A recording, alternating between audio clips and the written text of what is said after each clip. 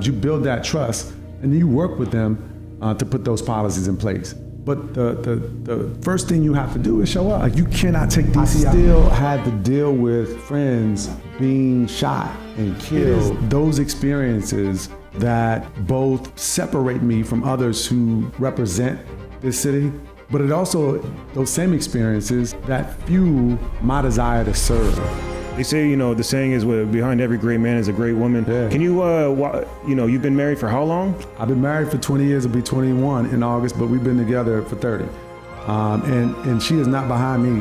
She is walking side by side, and we've been side by side.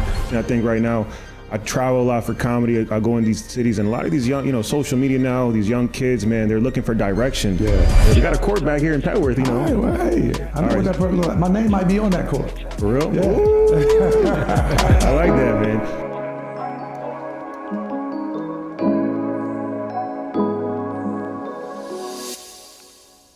Welcome everybody to the Martin Amini Show. We have a very special guest today. He is a fourth generation Washingtonian, a civil rights attorney, longtime member of the DC Council, and proud girl dad and husband running for the mayor of Washington, DC, Kenyan McDuffie.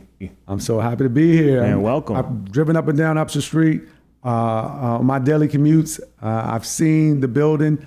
But it's such a pleasure and an honor to be with you inside room 808. So we're in a comedy club right now. I was asking you off camera, but what's your taste in do you have a favorite comic right now? What do you like to, if you got 10 minutes in the car, what do you relax to watch? What makes you laugh? If I have 10 minutes in the car, man, listen, the Drewski skits are off the hook. And I'm not even on social media as much, but so many people send them to me. Of course. And I will check out the Drewski skits, and he has been on fire lately. Is there one skit that this is this was a good one? He was being suspended, coming down. The church one. The church one was crazy.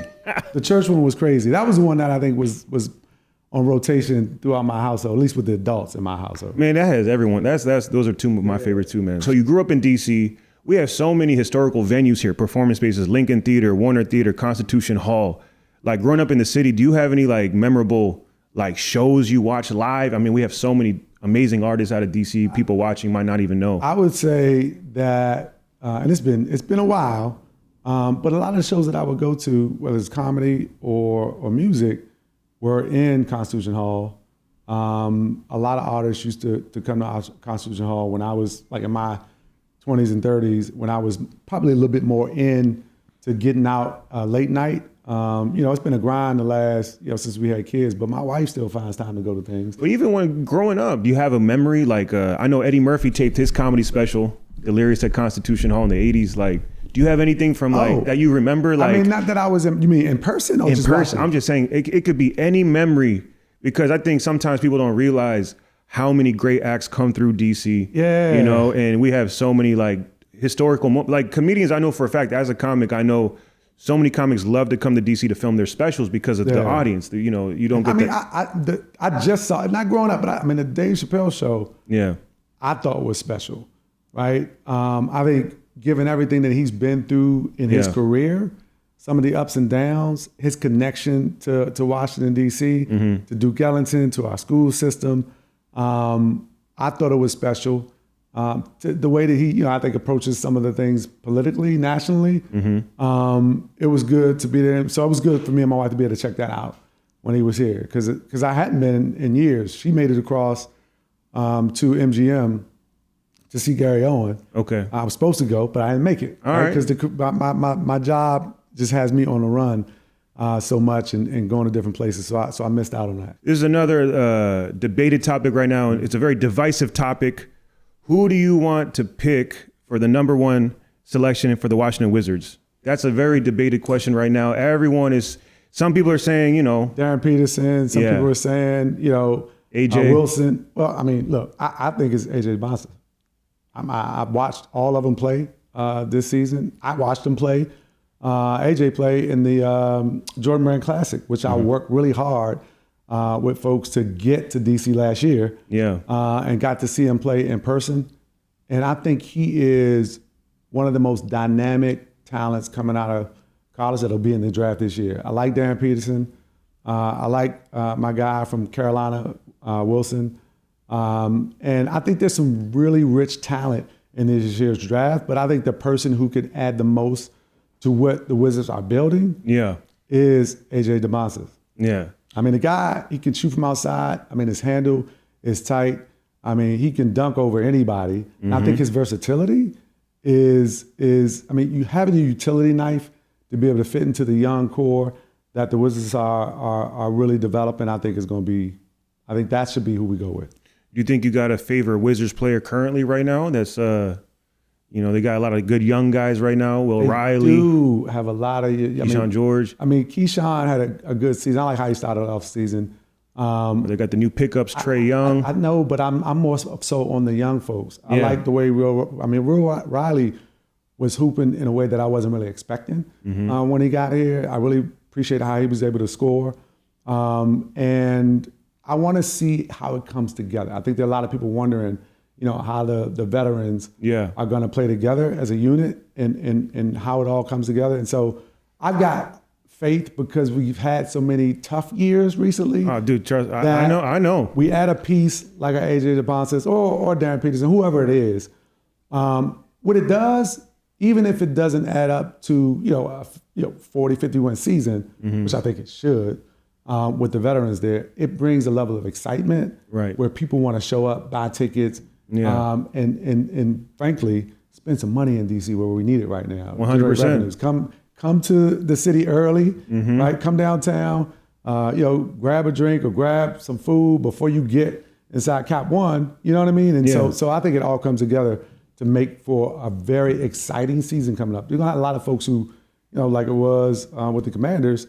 You bring in Jaden and you win that many games, people think you're going to Super Bowl the next year. Right. I don't think that we're going to the championship next year as the Wizards, but I do think it's going to be a much more exciting year, and we're going to put up more W's than we did this year. When the DC sports is thriving, the city is the morale is better all around. Absolutely. People are kinder.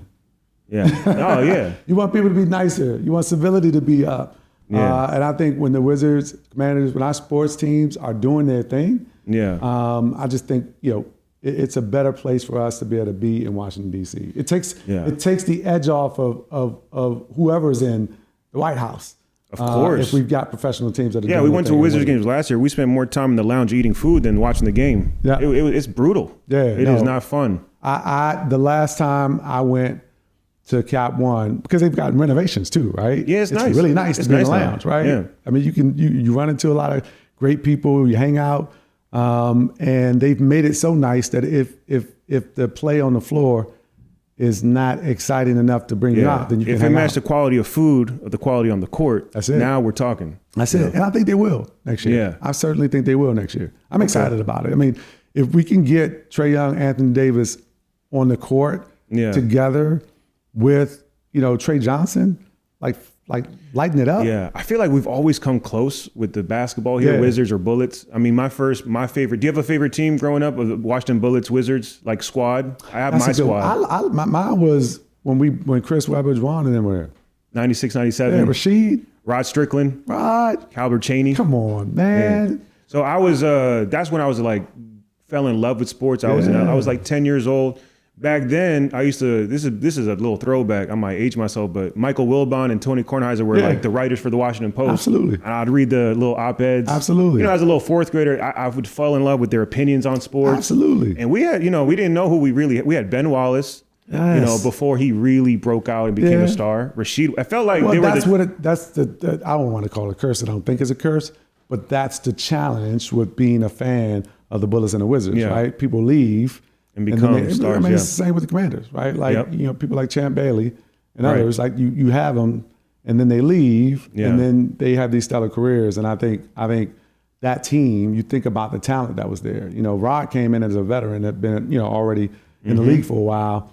But you combine them with, Juwan, Ben. Yeah, some shooters too. There's Tracy Murray, Tim Legler. Yeah. I mean, really. They used to call me Legler back in the day. Did they call you Legler? I had a shot. I gotta see that. I gotta see that, Jimmy, to see if you still got it. I had a 3-point shot. Yeah. It was either Legler or Peja Stojakovic. You said had. Sounds like it's past tense. Well, as you get older, you can't can't move the same, but I can still, Speak for yourself. Really? Oh, the trigger still works. How active are you right now? Do you still run games or what? I don't still run games, but when you shot as many jump shots as me, it's just like riding a bike. Clutch? It's just like riding a bike. Really? Ask a lethal shooter, he'll tell you. Really? Yeah. We gotta put that to the test. We gotta get you on camera. Let's do it. All right. We got a court back here in Petworth, you know. All right, well, hey, I know what that person looks like. My name might be on that court. For real? Yeah. I like that, man. All right, so we talked Wizards. Commanders are, we're excited about the Commanders. But yeah, man, it all comes back to like the city, the morale. How do we improve? How do we keep the vibes positive, right? If you're from the city, if you live in the city, it's a very politically charged city regardless, whether it's like government or just sometimes the community. It's a very political town. And I think my role right now as a comedy club owner, comedian, just trying to bring everyone together, create some laughter, and share your story. That's right. And there's people watching you. There's a lot of talking points. There's a lot of like debates right now. But tell us a little bit about like how it started, like growing up in DC. What part of DC you from? Yeah, where'd you grow up? Absolutely. Because politics was not my future. I'm from Northeast. Okay. Right? I see you got the museum shirt. That's right. On, and I need to get my new Northeast museum shirt because they got a new one out right now. I saw they just came out and endorsed you as well. Yeah. Shout out to Muhammad and the team. That's family over there, and they're doing amazing work. But I'm from Northeast, small neighborhood called Stronghold. Okay. And it is technically a part of Edgewood, but it's a neighborhood that my dad and his friends named Stronghold probably back in the 50s and 60s. And I grew up there in the same house my dad grew up. So I live there today with my wife and my two daughters, and it's been in my family since 1952. Okay. But our family was we focused on faith, family, community. It was a village in Stronghold. As close as you come to that old adage that it takes a village to raise a child, Stronghold was a village. Everybody knew each other. My dad's generation, baby boomers, my grandparents, the entire community, it was like extended family. And that was still the case when me and my two brothers and my sister were growing up in the neighborhood. And, we just had good times. In politics, the way that I think about it today really wasn't a part of the equation for us. It was about community. It was about cookouts. It was about basketball in the alley. It was about, going to a Stronghold picnic. It was about, walking down the street and having people, call you Lil Rude, which is my dad's name. You know what I mean? And it was about, my mom cooking dinner and showing up, and there's 10, 12 people in there, and pick your people, pick your family from the neighborhood. But it was always more of an open door policy back in the days when you didn't have to lock your doors, right? Like our neighborhood was protected physically by, Glenwood Cemetery on one side, McMillan Reservoir on the other, but also protected by the people, the community, the culture, and the relationships that ran so deep into the concrete, to the alleys, to everything that existed in that neighborhood. And I just, still to this day, I carry all that with me, and politics was something that didn't, really, I didn't get into until I was an adult. And that happened, unfortunately, as a result of tragedy. I got involved in politics first being a community activist. Okay. When I graduated from high school I went to Carroll, Archbishop Carroll for 2 years, was part of the first class Go Co-Ed in 1989. And then my last 2 years I did at formerly Woodrow Wilson, now Jackson Reed. And I didn't go to college right away. I'm a lawyer today. I've worked in President Obama's Civil Rights Division. I was former prosecutor right across the line in Prince George's County. I worked for Eleanor Holmes Norton out of college. But when I finished high school, I just wanted a job. Right. Like college wasn't in my future. I didn't see it. Both my brothers had gone to college, but they had dropped out by the time I was in 12th grade. And I just wanted to get that good government job because that's what success looked like. I didn't apply to a single college. What were you in high school? What kind of student were you? Were you like a straight A student? Were you? Man, no, not by any stretch. Don't tell my kids, but yeah, I honestly, I share with them. I was an average student.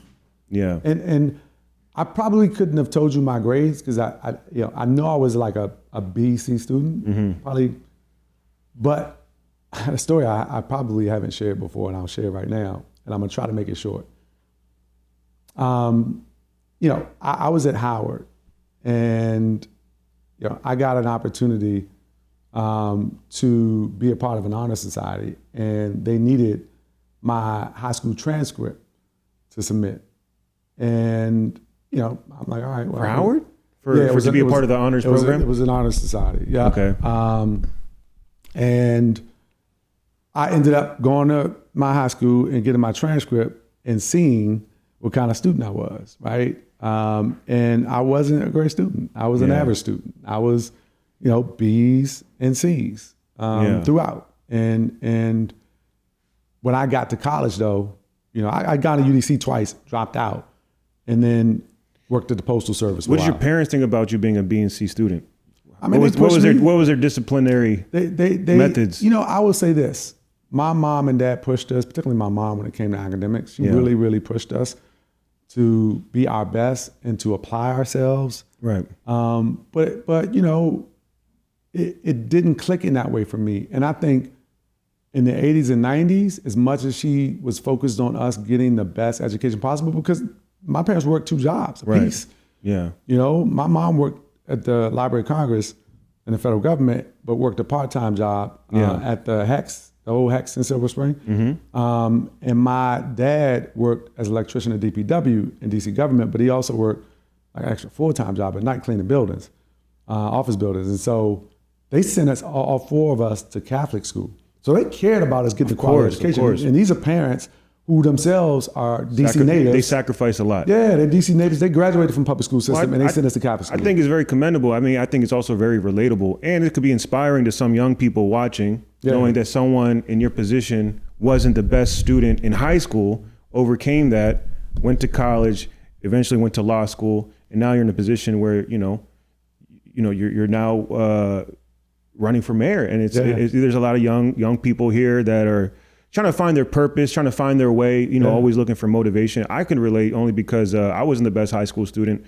It wasn't until community college, my last, I call it my last chance at, my last shot, to get it together. I went to MC in Rockville, then transferred to Maryland, and that's graduated from the business school in Maryland, and eventually got into stand-up comedy, which has nothing to do with, going to school, but it allowed me to eventually open up the comedy club. So I do think there is a narrative there for young people to look at a leader like you, hey, even though it doesn't work out in high school, you don't give up. Yeah, don't give up. Don't give up. I mean, again, the thing that turned things around was after I struggled coming out of Wilson, Jackson, Reed, hanging out, just doing what teenagers did back in the early 90s.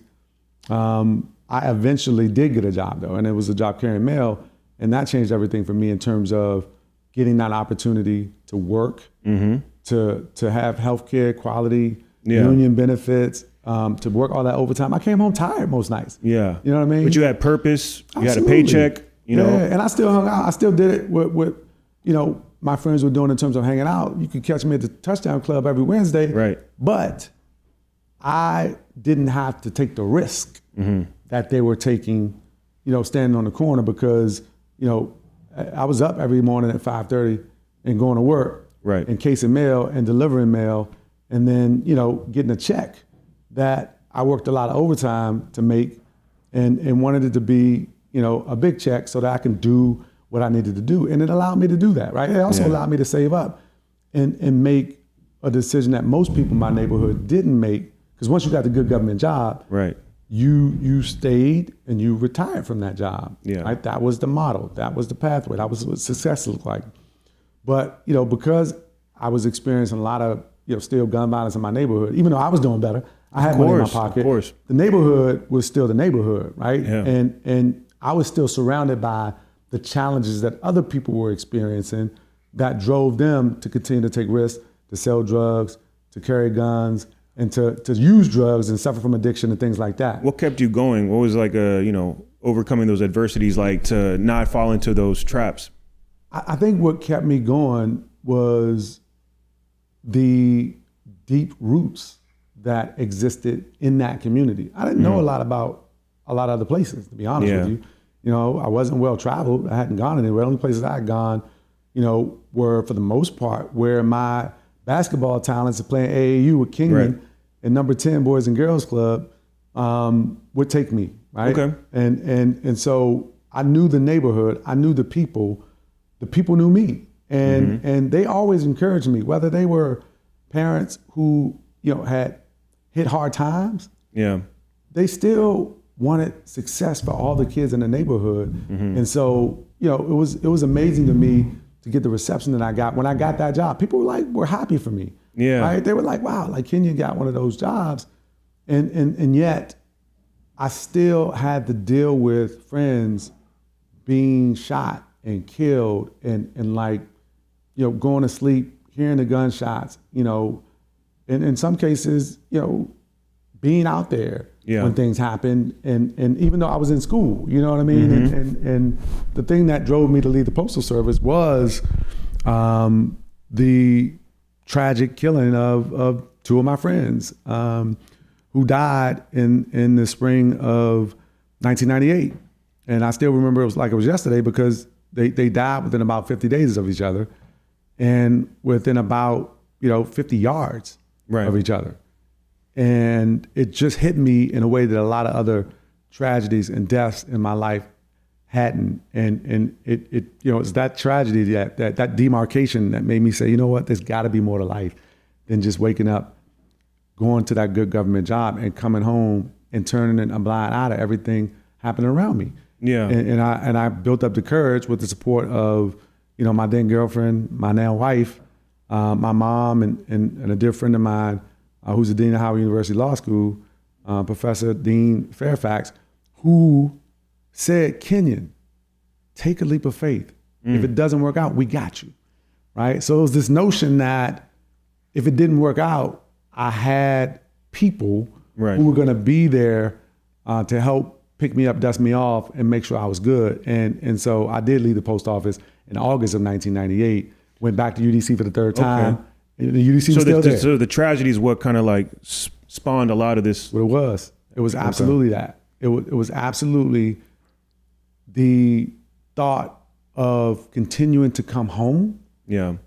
To the suffering around me and not do more to change the odds for those folks in the way that the odds have been changed for me. Yeah.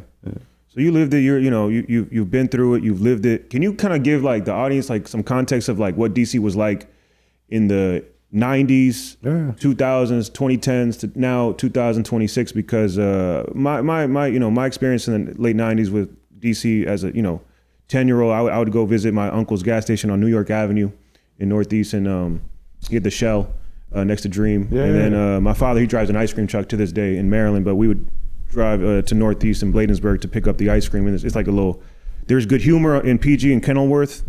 And then you got the Capitol was where you get the cheaper Blue Bunny ice creams and the pickles and red hot sausages. That's right. So we used to, that's where, my experience as a child my experience in the 90s was driving through, seeing the city, and it was rough, man. Yeah. It was not, the development wasn't nearly what it is today. That was the 90s. Of course, then you got the 2000s and the 2010s when things, you can call it gentrification, you can call it, what it is. But can you walk us through some of the changes through your lens? And absolutely. The change happened, from a city in the 90s where we were experiencing a crack epidemic, where the national news media dubbed us the murder capital of the United States, where we literally celebrated our 18th birthdays, like me and my friends. Like you made it to 18. It was an accomplishment in DC in the 90s and late 80s. And what we saw was a transition from a city where there were lots of boarded up homes and a lot of flight from the neighborhoods across the city where people were leaving. More people were leaving than they were coming to the district at that time. Right. And there were more businesses shutting down, boarded up, than there were opening up during that time. And that transition, as I remember it, I'll tell you from my own lens, when I left the Postal Service in 1998, it was around the time when there was an election. Anthony Williams won and became the mayor after Marion Barry. Right? Marion Barry, 1994, came out of prison. Bow tie. Yep. Marion Barry got reelected to his fourth term after serving a stint in prison. He did 4 years, and then Anthony Williams was elected in 1998. And to his credit, and I will give Mayor Williams credit, I'm pleased and proud to have his endorsement in my campaign for mayor. He was laser focused on turning around our finances and laying out a vision of economic development and economic growth. He said he wanted to attract 100,000 new residents. And at that time, it was bold. And people were saying he's never going to be able to do that because people were leaving the city, because crime was high. Crime was high. Right? Because there weren't as many jobs. I mean, just from my own personal account, going to my uncle's gas station on New York Avenue in the late 90s, as a child, I'd walk in and we see different bullet holes in the glass. I go, Uncle, what happened? He goes, don't worry, it was a good week. Yeah. A good week, you know what I mean? Yeah. So that was kind of like my memories of early, 90s DC. It was really a tough place to be. Do I have great memories? Yes. It's during those 90s where I met my wife. Right. You know what I mean? It was during those 90s where I got that post office job. And it was during the 90s where I built up the courage to leave the post office to go back to college, right? And go to UDC and transfer over to Howard, right? My experience with Howard was maybe going to a football game every now and again. Right? Because my dad would take us, or my uncle, who worked at Howard, and was my coach in basketball, occasionally would have us go check out a game, but I never dreamt of walking the yard. Right. You know what I mean? And so there were some fond memories toward the end of the 90s, but the gentrification was real, right? It was real in attracting 100,000 new residents. The reality is that coincided with the displacement of, some people say 20,000 black people. And others say that's a conservative estimate of how many black people were displaced. You think about programs, the federal government like Hope 6, some of the development, people never came back, right? I am reminded of that, both in the work that I did as a council member and why I'm running for mayor, right? It is a fight to deliver a city that works for more people, that works for those folks who are vulnerable, who works for those folks who, over that time period, did not enjoy the prosperity that many people got, who felt like the buildings being built downtown weren't for them. It was for the new people, right? And so the future prosperity of the District of Columbia has to be inclusive. And that's not just a buzzword for me. It's not a campaign slogan. I've spent my time on the council fighting to make this city more racially equitable, more socially just, and more economically inclusive. And I put policies in place to try to change the odds for people in this city who need the help the most. It is not to pit Ward 3 against Ward 8, because I don't think you need to do that. Right. It is thinking about ways to use government to grow the proverbial pie so that everybody can get a slice. Just recognizing that equity means everybody doesn't get the same thing. You get what you need. In certain communities, they need less from government. They need the trash picked up on time. They need the rats away from the stores and the homes. They need the snow plowed. But in other communities, they need a housing voucher, right? They need support through entitlement programs, and that's okay. How do we give them what they need through a strong social safety net?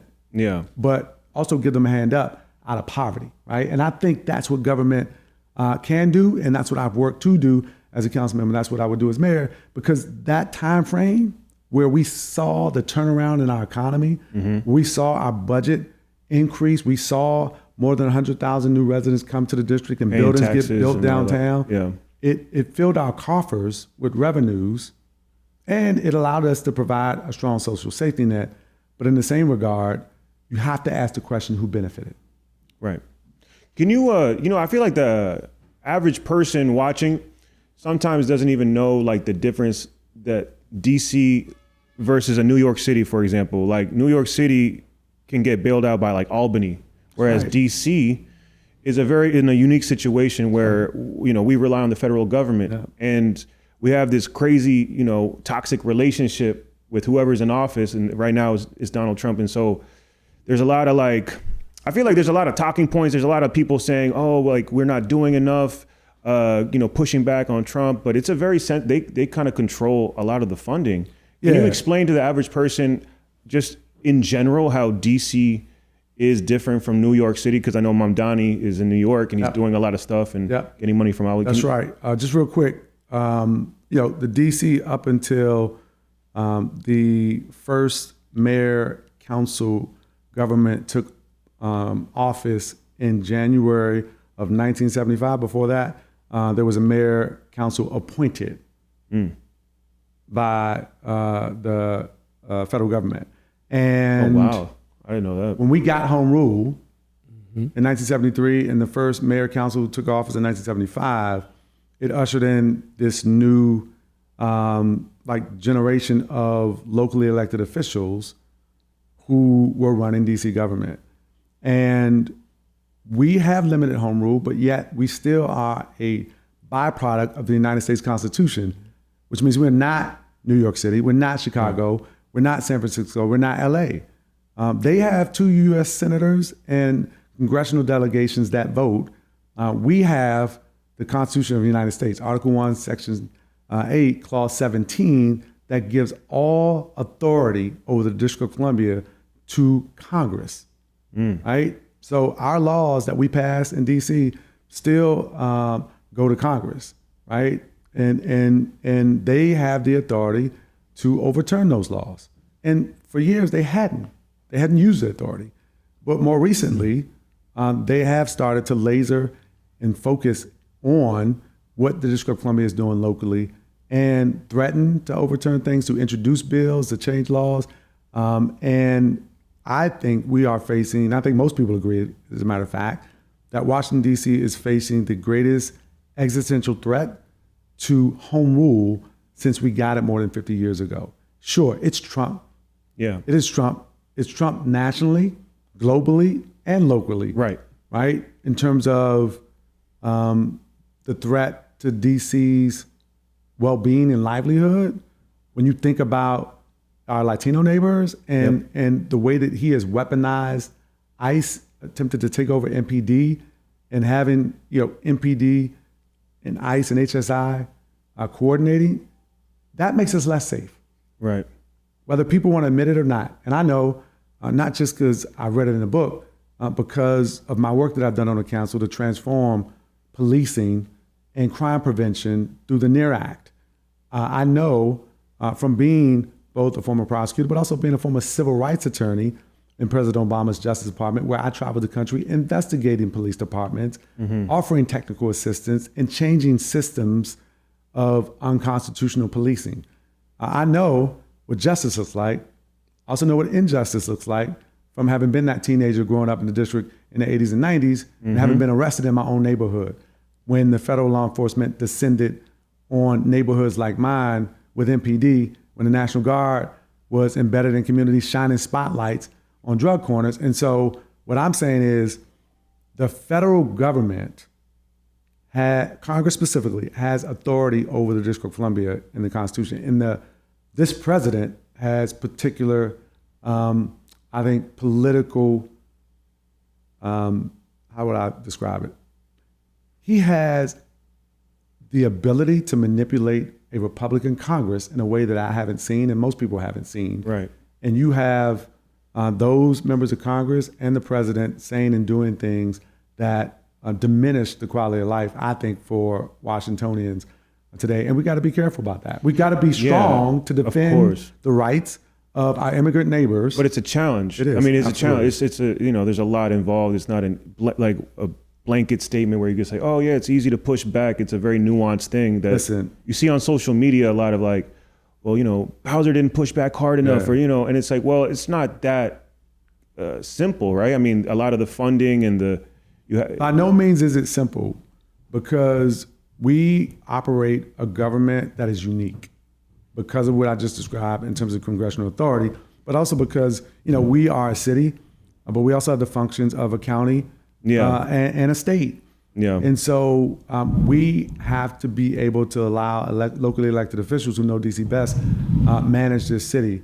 and not have the congressional interference. But it is a delicate balance. My approach to this is that you work with the federal government where possible, where it benefits Washingtonians, where it benefits our small businesses, but you fight back like hell where necessary. Of course. I think there's some middle ground. I think, I think that's the one thing I think is like a realistic approach. And thank you for like explaining it to the audience, because I think the average person still might not, young people, they see things on social media and they just say like Trump bad, but it's like, well, we are federally funded in a lot of situations. So you have to kind of understand the basics before you start yelling stuff. Another part to this, which is also unique, there are federal United States attorneys across the country that prosecute federal crimes in states across the United States. In DC, the federal U.S. attorney doesn't just prosecute federal crimes, it also prosecutes local felony offenses under the local DC code. Yeah, we were just talking about this. And so, you've got a federal U.S. attorney appointed by. So if you get convicted of a crime, you can get transported to a federal prison out of state. Absolutely. So you're not even in Maryland. You go to Hagerstown. Here, we don't even have Hagerstown. You can be convicted of a local DC code offense, and you will serve your sentence, because we don't have a prison system. We have a jail, but not a prison system. You will serve your sentence in a federal Bureau of Prison. Yeah, that makes things very it's very complicated. It's kind of scary, for the youth. We're dealing with a lot of issues, and absolutely. We just had this video went viral recently at Chipotle. The kids, the teen takeovers are serious. The violence associated with them are serious. Some people might look at it and say, "Oh, they're fighting a lot." That's all. It's more than that. I mean, you've got instances where guns have been recovered. One instance where shots were fired, and arrest was made. And any one of those fights can escalate and end up being how many a homicide. times someone innocent bystander gets hit with a stray? Absolutely. It happens quite often. I mean, we live here in Petworth and we hear gunshots. Absolutely. It's summertime, crime goes up. Listen, this week, just to stay on the Chipotle, for a second. Yeah. What happened down there was horrible, but it also could have been worse, right? You see parent off to the side trying to shield children from the chaos and the violence that was occurring inside that Chipotle. Right. Whether those young folks understand the risk or not, it's up to the adults to stop it and create an environment where they understand the consequences associated with that kind of behavior, and that there's accountability attached to it, but also that there's opportunity in those communities where those young folks are coming from. I don't want to pretend, because it's not the case, that most young folks are engaging in that kind of behavior, because they aren't. Most young folks in the District of Columbia are behaving well and doing everything their parents ask them to do. I don't envy the police enforcement's position, because I feel like even the laws, the way they're set up, is like, even if you're an innocent bystander, if you were to get involved physically, then you're now held legally liable. So the whole thing is just, it's a mess, And we've got to do more as a city. And it's one of the reasons why I have supported the temporary curfew. I do not think a curfew is a permanent solution, but if you're bleeding out, you got to stop the hemorrhaging before you operate.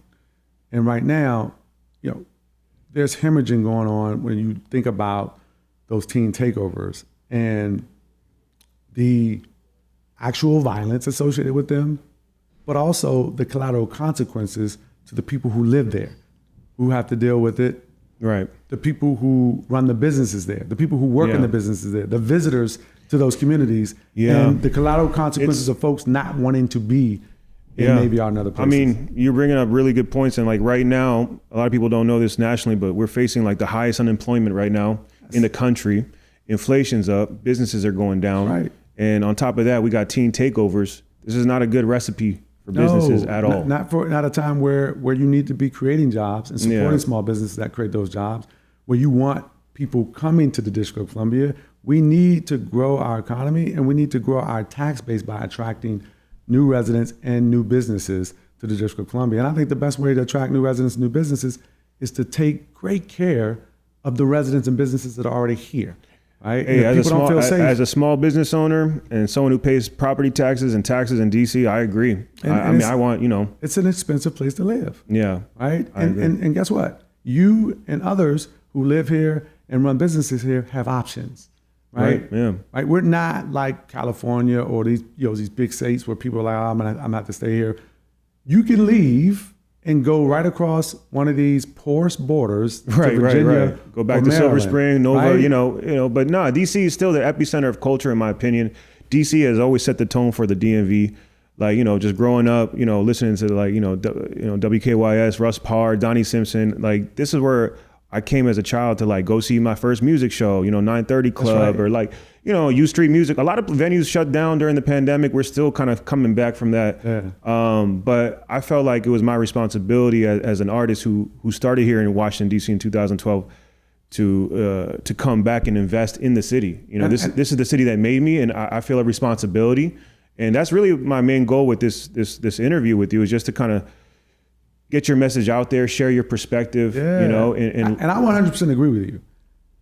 This is a city that gave me an opportunity for all the reasons that we discussed earlier, right? Like, we're not for that job at the Postal Service. We're not for that Stronghold community, that village that wrapped its arms around me and took care of me at times where I didn't think a lot about myself or didn't think highly about myself. People poured into me, despite the challenges that I had.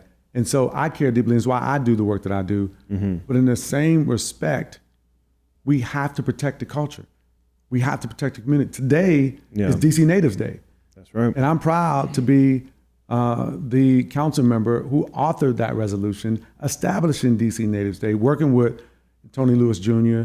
and Angel Gregario and all those folks who said, we're going to step up and we're going to push back and we're going to protect the culture and amplify the community, not to throw it in the face of other people, but just to let folks know, when you come to the District of Columbia, there is something already here, by the way. Yeah, right? That's important. It's something already here. And frankly, I want to acknowledge all the folks who've come over the last 25 years who came for that reason, because they appreciate the beautiful diversity that is Washington, D.C. 100%. The variety of cultures that you get when you come to D.C. Mm-hmm. It's the layers of D.C. outside of the federal enclave, right? You get outside of the malls and monuments and museums, and you got places like Petworth. You have communities like Adams Morgan, Mount Columbia Pleasant, Heights, Mount Pleasant. You've got communities like Anacostia, right? Navy Yard, newer communities like Navy Yard, Union Market, and the Wharf. But they are complementary in the way that I think about it. It's just making sure that the benefits that this city gets are shared more equitably to everybody, particularly those folks with the greatest needs, so that they can enjoy it too and aren't looking from a distance saying, damn, you know what I mean? Like, they did all this stuff. Yeah, no, I agree. Where do I fit in? I agree with you. You have a long track record of writing policies here in the DC. And that's one thing a lot of my friends told me from the city. A lot of my close friends here in the city, they're like, yo, Kenyan's that guy, get to know him. I'm here with my boy Reek. He helped set up the meeting. Thank you to Brandy and Silas also for setting this up. Reek actually he had some questions he wanted to ask you about the process of policies. Go ahead, big dog, go ahead. Yeah, so I feel like one thing that's synonymous with your name is, putting policy and legislation in place to protect the native Washingtonian. You just spoke on this being the Natives Day, you know what I mean? Yep. So what goes into that process? I don't think that just the regular person that's walking around understands, how do you take something like the NEAR Act or take Native Washingtonian Day and the different things that you've done throughout your history. You've done a lot of them. Yep. And what's the process like from introducing that idea into pushing it all the way into legislation? Yeah, that's a great question, Reek. And I think for me, I've always done this work as an elected official through the prism of my upbringing in Washington, D.C., right? So in the case of the NEAR Act, which the NEAR stands for a Neighborhood Engagement Achieve Results Act, it ushered in a public health-based approach to crime prevention and intervention, created the Office of Neighborhood Safety and Engagement, embedded community violence interruption into what government does to create safer communities, recognizing that we need the police, but we also need community violence interruption and solutions that come from the communities that are experiencing the violence, right? I come from a community that experienced violence. Indeed. I know what it's like to hold a friend and watch them bleed out in your arms. I know what it's like to have a police officer put a gun in my head. Right? I know what it's like to be arrested as a young person. And so those experiences, that trauma,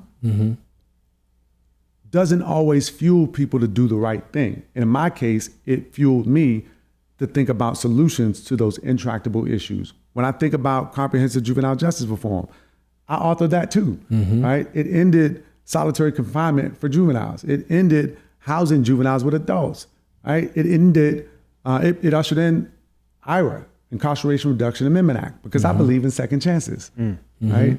There are any number of people who have been released from long terms of prison after they were sentenced at very young ages. Right? I think about Helene Flowers, right?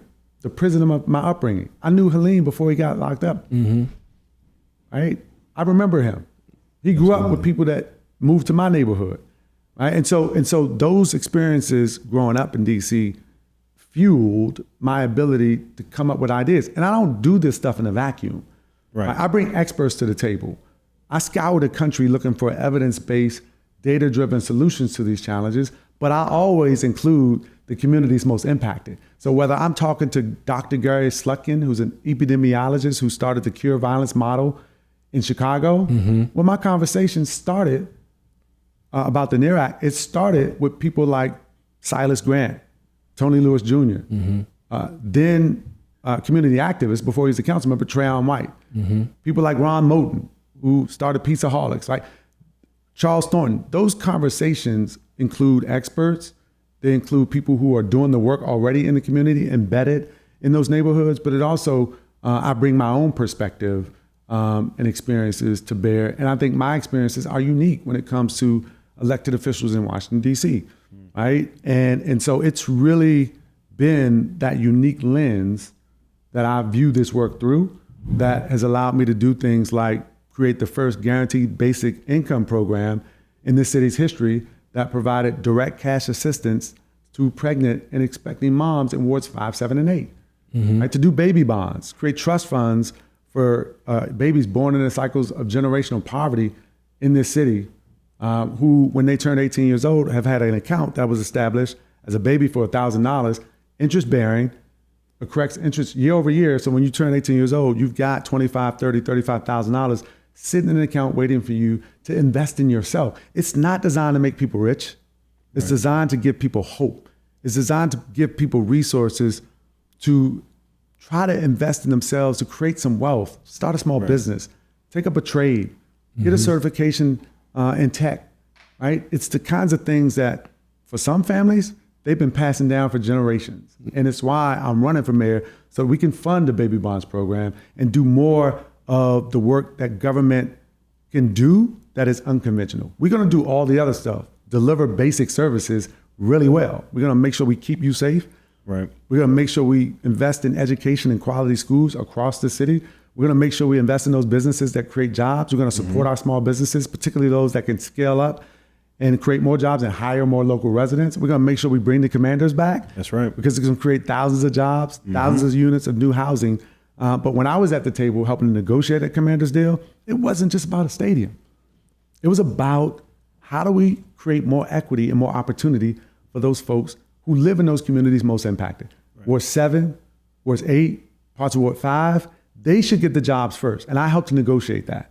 So when it comes to workforce development opportunities and training, it's gonna be Ward 7, 8, and 5 first, right? I work with a Ward 7 council member and fellow DC native, Wendell Felder, on those types of policies. I work with folks across the council and even the non-DC natives who care about these issues.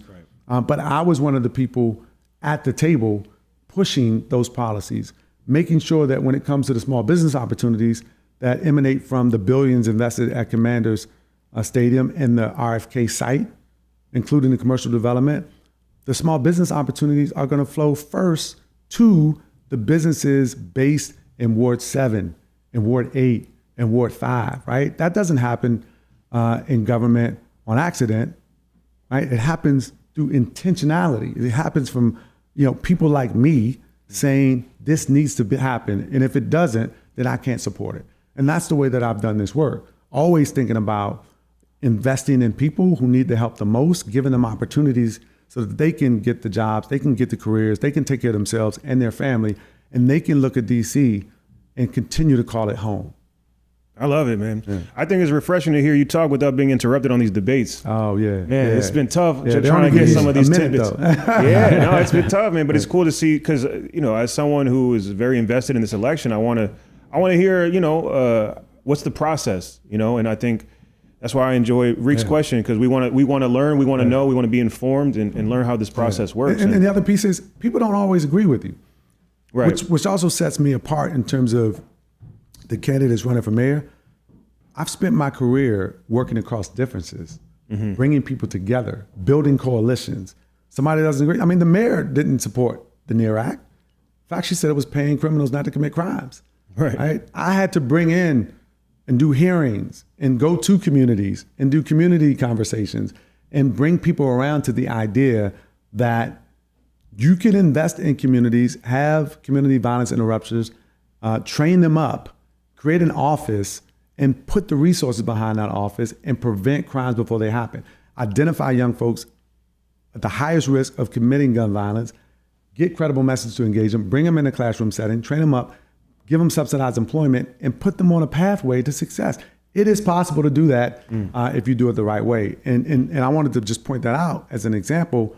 People don't always agree, but you work across differences, you make the case, you build coalitions, and then you get things done. And I've been really good because ultimately most of the things that we're talking about that I just named got passed unanimously at the Council of the District of Columbia. That's great.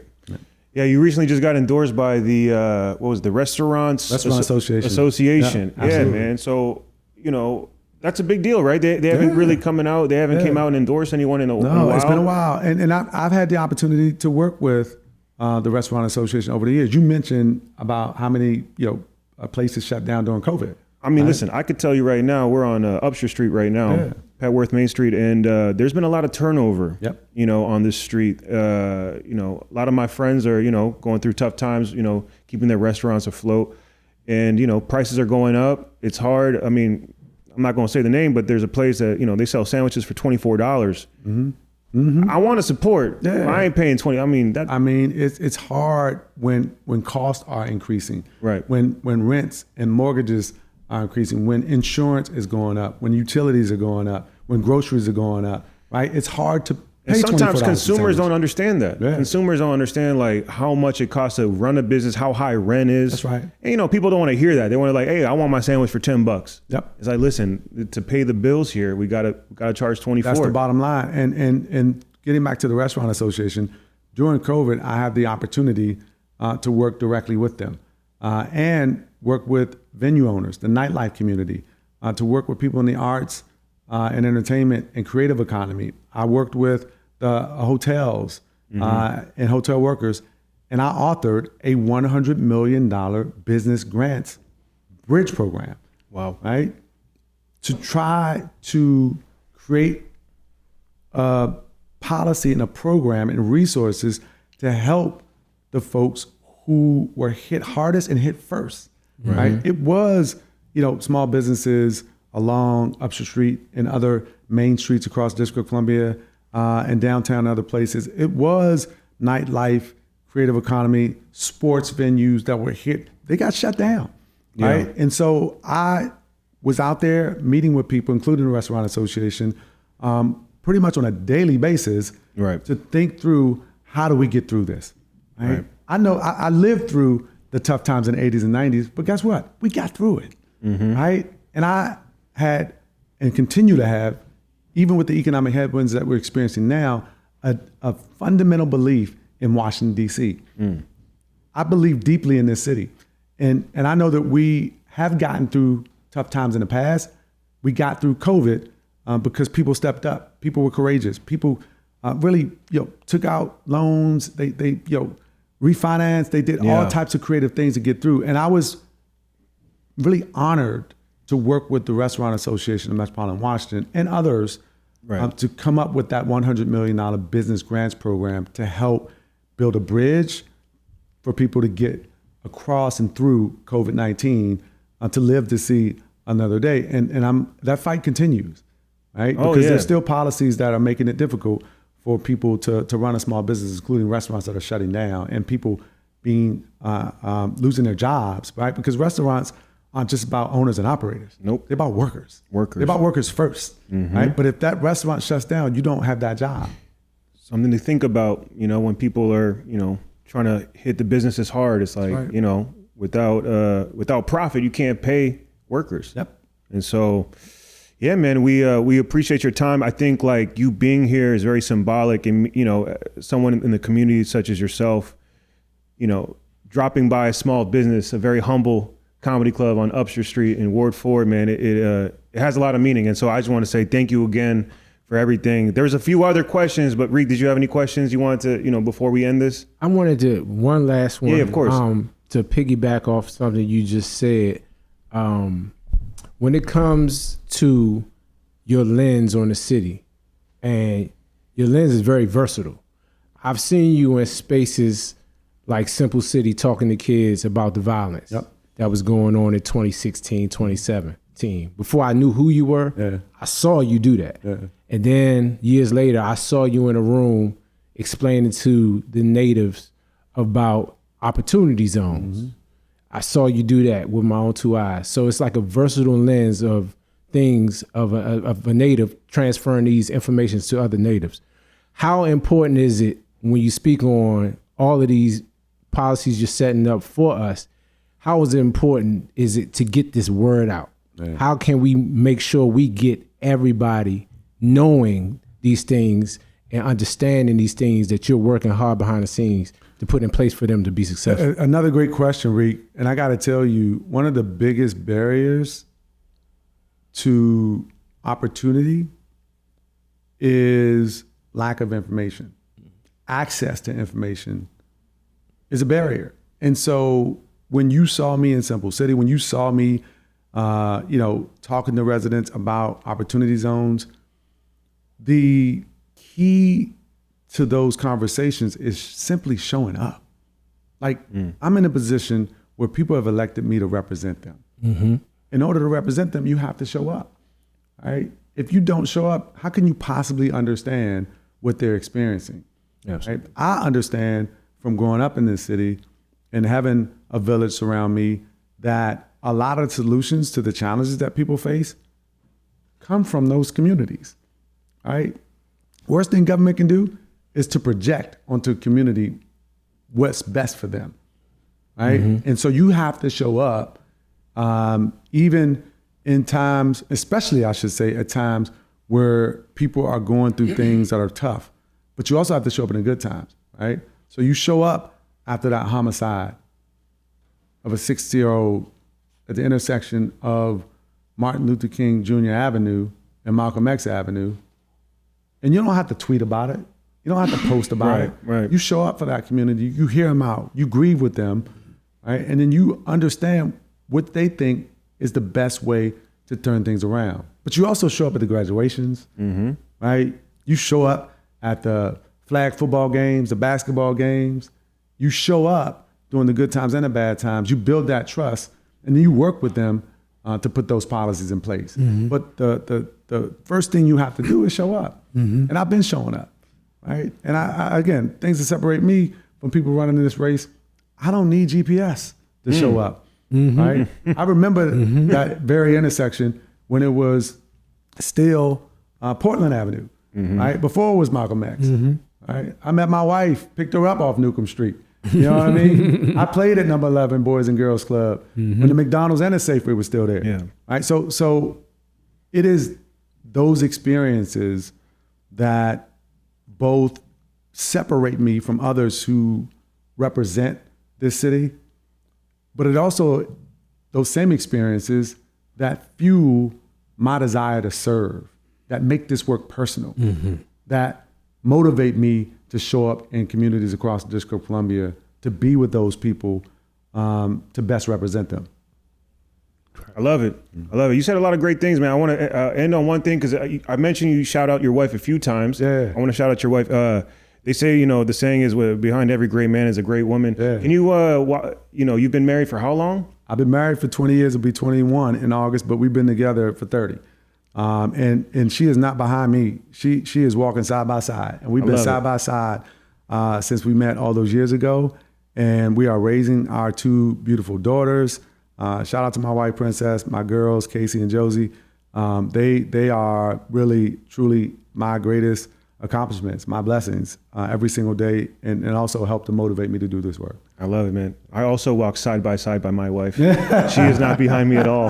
Shout out to my wife. That was elegant the way you sound. Like, oh yeah, I'm gonna use that too. No, it's good. It's great to see a leader in a happy, healthy marriage, and I think it's well balanced. It's great. It's something that I know I look for, as a leader. Is like how's his home life? Is everything intact? Someone you can look up to. The new generation. I think right now, I travel a lot for comedy. I go in these cities, and a lot of these young, social media now, these young kids, man, they're looking for direction. Yeah. They're lost, man. They need help. So it's cool to see someone from, cut from your cloth that's putting on a good example for the city, man. Absolutely. No, I mean, I love this city. I mean, it's just in me. Like, you cannot take DC out of me. Wherever I go around the world, I am still you got New Balances DC. on. I might have my 992s on or something. I might have some museum gear on, maybe throw on some madness. I'm gonna maybe have some mambo sauce in my pocket, but I have to exude DC, and it's not something that I'm trying to do. Yeah, it's just who I am. I mean, we got to spread the word, man. Right. I mean, we talked about the 90s. I remember growing up, like, even when being in Silver Spring, like, We Are One, Madness, right. Like, it's the entrepreneurial spirit. All days. All days, Hobo. I remember, growing up, going to Sobiato's, couldn't afford nothing, just had the keychain. Yeah, Sobiato's, that's right. Prince and Princess, shout out to those folks. And so, but it was an amazing to have you. Thank you for supporting. Thank you for being here. And, we're looking forward to June 16th, man. June 16th is coming. We're like 27 days away. Most people, if you live in DC, you should have already gotten your mail-in ballot in the mail. Kenyan McDuffie is the name. I am number 1 on your ballot, and I'm asking everybody to rank me number 1. Explain the ranking thing, because I feel like most people don't even know what's going on with this ranking stuff. So this is the first election in Washington, D.C., where we will have ranked choice voting. Mm-hmm. And it gives you the opportunity, assuming that there are several candidates in a race, you will have the opportunity to rank up to 5 candidates, 1 through 5. You do not have to rank 5 candidates, but you have the option. You can rank 4 of them, you can rank 3 of them, or you can rank 1 of them. But you can only rank up to 5. And what I'm saying is make a plan. When you get your ballot in the mail, take it out, look at it, study, do your research on the candidates. There's 7 council races. There's a race for delegate. There's a race for attorney general. And there's a race for mayor. There's 7 people running. I'm number 1 on your ballot for mayor, and I'm asking everybody to rank me number 1. All right. That's it. Y'all know what to do, man. Appreciate you coming out, Kenyan. Thank you so much. Yeah. Kenyan McDuffie, everybody. Yes. All right.